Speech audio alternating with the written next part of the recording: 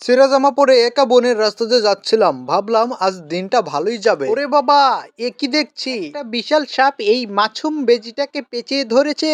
এইবার আমাকে কিছু করতে হবে, দাঁড়াও আমি আসছি। এই নে সাপের বাচ্চা, লাঠির বাড়ি খা।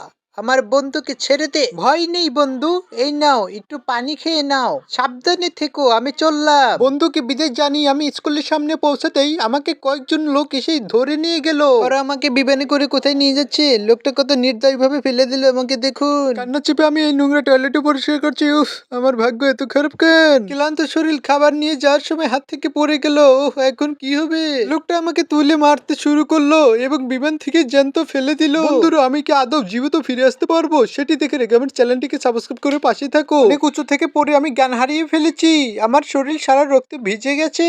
ঠিক তখনই সেখানে কেউ একজন এলো। এ কি?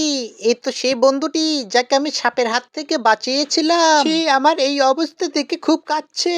দৌড়ে গিয়ে নদী থেকে আমার জন্য পানি নিয়ে আসলো। বন্ধুটি আমার ক্ষত ধুয়ে দিচ্ছে আর ভালোবাসায় আমি আবার চোখ মিলে তাকালাম। সত্যি ভালো কাজের ফল সবসময় ভালোই হয়। আজ বন্ধুটি ছিল বিদায় আমি বেঁচে ফিরলাম। তোমরা চ্যানেলটিকে সাবস্ক্রাইব করে রেখো।